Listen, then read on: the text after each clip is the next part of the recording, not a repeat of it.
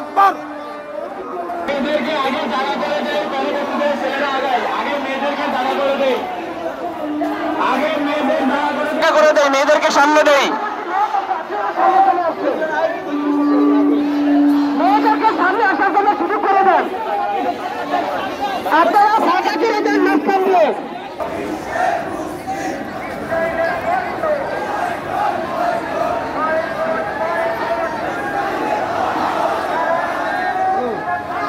আল্লাহু আকবার,